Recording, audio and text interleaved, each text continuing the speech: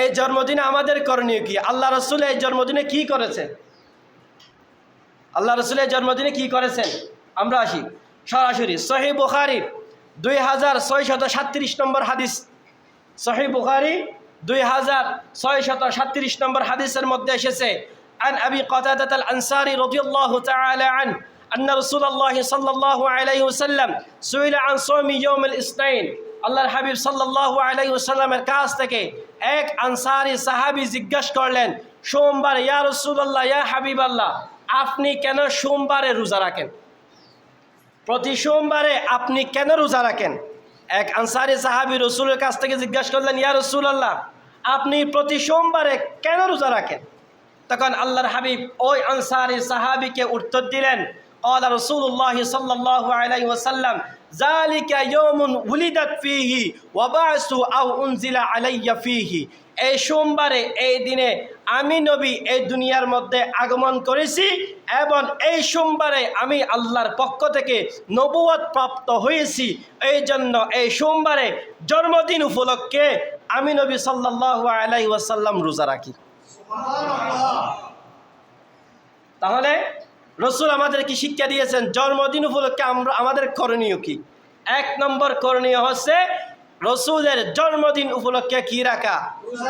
এখন তো আমরা রোজা রাখি না, ফেরাক নিয়ে লাইনে লাইনে ঘুরি, জিলাপি বিতরণ করি। এই যে কালকে রাতে আসতেছি চিরাং শহর থেকে, মনে হচ্ছে এটা চিরাং শহর। এটা চিরাং শহর না, এটা একটা বিয়ে বাড়ি। পুরো চিরাং শহর একটা বিয়ে বাড়ি। যেদিকে যায় সেদিকে লাইটিং, যেদিকে যায় সেদিকে ডিজাইন। এই মিলাদুন্নবীর কারণে কালকে রাস্তায় পুরা গাড়ি সহ ব্লক, পুরো গাড়ি সহ ব্লক করে দিয়েছি। গাড়িতে উঠেছি 6টায়, 5:30টায় উঠেছি, গাড়িতে 5:30টায় উঠেছি, এখানে এসে পৌঁছে 11টায় রাতে। অত সর্বোচ্চ রাতের টাইমে লাগে 2 ঘন্টা। চিরাং থেকে এখানে আসতে সর্বোচ্চ লাগে 2 ঘন্টা। পুরো শহর ব্লক, পুরো শহর লাইটিং সসজ্জিত, কত ধরনের ডিজাইন। মানুষের মনকে, মানুষের আত্মাকে কিভাবে বেদাতের প্রতি আকর্ষণ করা যায়, এগুলো আছে ইসলামের মধ্যে কোনো কি নেই, ভিত্তি নেই, সম্পূর্ণ বেদাত। ওই জন্য আমাদের উচিত, আমাদের সমাজের উচিত এগুলোকে কি করা? প্রত্যাহার করা, বয়কট করা। তাহলে আবার আমরা ঈদে মিলাদুন্নবী মানি। কি মানি? মিলাদুন্নবী মানি। এটা রাখতে হবে, সর্বদা মাথায় রাখতে হবে। মিলাদুন্নবী মানে হচ্ছে রসুলের জন্ম। এখন রসুলের জন্মকে যদি না মানে, তাহলে রসুলের সিরত কীভাবে মানবেন? আমার জন্মকে যদি আমার মা বাপ স্বীকৃতি না দেয়, তাহলে আমি যারা সন্তান হয়ে যাব না? তখন আমি একজন উম্মত হিসাবে যদি মিলাদুন্নবীকে স্বীকৃতি না দিই, তাহলে আমি রসুলকে কীভাবে মানব? সেই হিসাবে আমরা কি মানি? মিলাদুন্নবী। আরো জোরে বলতে হবে, আমরা কি মানি? মিলাদুন্নবী মানি। আমরা কি মানি?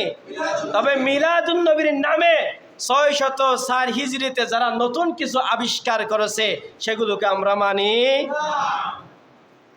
তাহলে মিলাদুন্নবী উপলক্ষে আমাদের 1 নম্বর করণীয় হচ্ছে কি রাখা?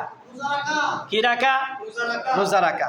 2 নম্বর হচ্ছে এই আল্লাহ রসুলের জন্মদিন উপলক্ষে বেশি বেশি দরুদ শরীফ পড়া।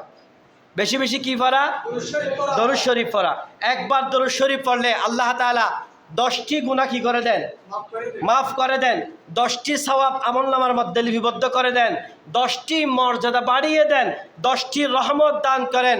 এবং সেই ওই দুরূদ শরীফের হাদিয়াটা, দুরূদ শরীফের প্যাকেটিংটা সরাসরি সাহাবীগণ, ফেরেশতাগণ আল্লাহ রসুলের দরবারে নিয়ে যান। আল্লাহ রসুল এই দুরূদ শরীফের হাদিয়া দেখে খুশি হয়ে যায় এবং তার জন্য রহমতের দোয়া করেন। সুবহানাল্লাহ। তাহলে রসুলের জন্মদিন উপলক্ষে আমরা বেশি বেশি কি পড়ব? দরুদ শরীফ পড়ব। রসুলের জন্মদিন উপলক্ষে আমরা একটা কি রাখবো? রোজা রাখবো। যদিও বা একটা প্রশ্ন আসা যায়, হুজুর আগামীকাল তো শনিবার, 12 রবিউল আউয়াল, আগামীকাল তো শনিবার। এখন আপনি বলছেন যে রসুল জন্মগ্রহণ করেছেন কি বারে? সোমবারে। তাহলে আগামীকাল তো সোমবার না, আমরা রোজা রাখবো কিনা? আমরা রোজা রাখবো কিনা? আর রসুল তো জন্মগ্রহণ করেছেন কি বারে? সোমবার। আগামীকাল তো শনিবার, তাহলে আমরা কেন রোজা রাখবো? একটা প্রশ্ন আছে না? আসে। প্রশ্নের সমাধান, রসুলের কোনো নির্দিষ্ট তারিখ নেই। রসুলের জন্মের কোনো নির্দিষ্ট কি নেই? তারিখ নেই। তাহলে হুজুর সারা বাংলাদেশে 12 রবিউল আউয়াল এটা উদযাপন করে, একটা প্রসিদ্ধ আর একটা বিশুদ্ধ, দুইটা কি এক? একটা আসমান আর একটা জমিন, দুইটা কি এক?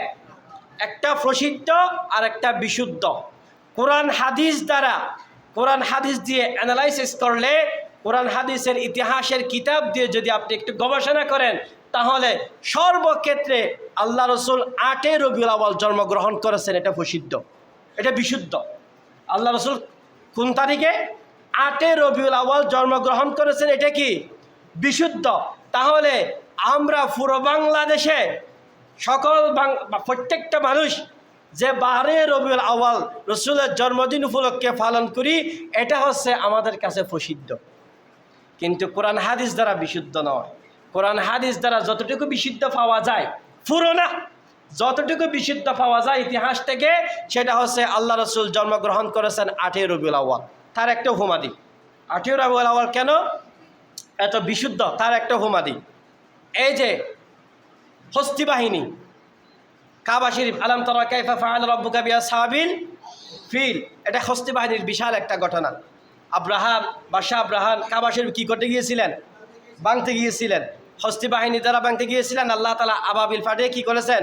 ওয়ারসালা আলাইহিম তায়রান আবাবিল ফাঁকি দ্বারা হস্তি বাহিনীকে কি করে দিয়েছেন? ধ্বংস করে দিয়েছেন। এটা আল্লাহ রসুলের আগমনের একটা অন্যতম বার্তা। যে রসুল দুনিয়ার মধ্যে আগমন করবে, তার জন্য আইয়ামে জাহেলিয়াতের কুসংস্কারগুলো আস্তে আস্তে আস্তে আস্তে দুনিয়া থেকে ধ্বংস করে দিচ্ছে। সুবহানাল্লাহ। ঢাকা থেকে যদি কক্সবাজারে কি আসে, প্রধান উপদেষ্টা আছে, 1 সপ্তাহ আগে থেকে প্রস্তুতি নিতে হয় না? রাস্তা সুসজ্জিত করা, বাহিনী মোতায়েন করা, আরও কত কিছু করতে হয়। কেন? এটা রাষ্ট্রের প্রধান আসবে, ওই জন্য রাষ্ট্রের প্রধানের সম্মান রক্ষার্থে 1 সপ্তাহ আগে পর্যন্ত রাস্তা, সমস্ত জায়গা, যে জায়গা থাকবে সব কিছু কি করা হয়? সুসজ্জিতভাবে করা হয়। আল্লাহর হাবিব পুরো জাহানের রহমতুল্লিল আলামিন, আল্লাহর কুদরতি যেখানে রব্বুল আলামিন, আল্লাহর হাবিব হচ্ছেন সেখানে রহমতুল্লিল আলামিন। এই বিশ্বজাহানের রহমত দুনিয়ার মধ্যে আসবে, তার জন্য কি একটু সুসজ্জিত করা লাগবে না? লাগবে না?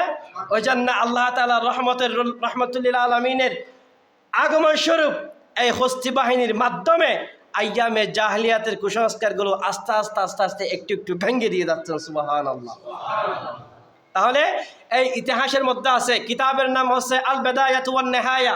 কিতাবের নাম কি?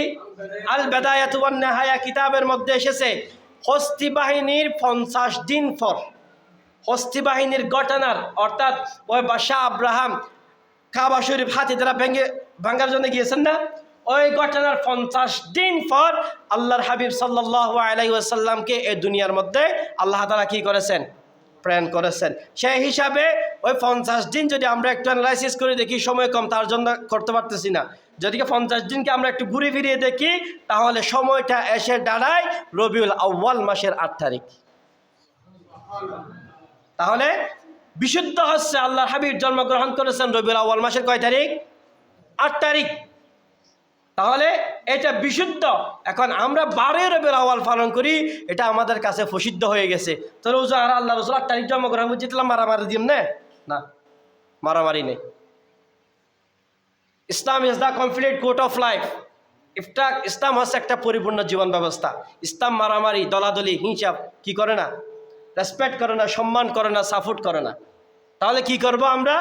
এই দিনকে তোমরা যে 8 তারিখ মানো, 8 তারিখ মানো, অসুবিধা নেই। তোমরা 12 তারিখ মানো, অসুবিধা নেই। তোমরা 9 তারিখ মানো, অসুবিধা নেই। তোমরা 2 তারিখ মানো, অসুবিধা নেই। তবে আমার ধারণা, আমার আমার বিশ্বাস, আল্লাহ রসুল জন্মগ্রহণ করেছেন কয় তারিখ? কেন 8 তারিখ করেছেন? অ্যানালাইসিস করে দেখেছি কোরআন এবং হাদিস, সিরাতের গ্রন্থ, আল বিদায়াতু ওয়ান নিহায়া ইত্যাদি যত ধরনের সিরাতের গ্রন্থ আছে, আস-সিরাতু আন-নববী, যত ধরনের সিরাতের বই আছে, সব কিছু অ্যানালাইসিস করে দেখেছি রসুল জন্মগ্রহণ করেছেন 8 রবিউল আউয়াল। এই জন্য আমরা 8 রবিউল আউয়ালকে মনে ধারণ করি, বিশ্বাস করি। তোমাদের মতো জশ্নে জুলুসে ঈদে মিলাদুন নবী এগুলোকে বয়কট করি, এগুলোকে বেদআত হিসাবে ঘোষণা দিয়েছি। যেটা ঈদে মিলাদুন নবী উপলক্ষে, রসুলের জন্মদিন উপলক্ষে রসুল যেটা পালন করেছেন, আমরাও সেটা পালন করব। রসুল কি পালন করেছেন? জন্মদিন উপলক্ষে রসুল রোজা রেখেছেন, জন্মদিন উপলক্ষে রসুল তার প্রতি বেশি বেশি দরুদ পড়তে বলেছেন। তাহলে আমরা পড়ব কি? দরুদ। আমরা কি পড়ব? দরুদ পড়ব। এবং রসুলের জন্মদিন উপলক্ষে সবাই একটা কি রাখবো? রোজা রাখবো। যে কথাগুলো বলেছি আল্লাহ তাআলা আমাকে, আপনারা যারা শুনেছেন প্রত্যেককে আমল করার তৌফিক দান করেন। ওয়া আখিরু দাওয়ানা আলহামদুলিল্লাহি রাব্বিল আলামিন।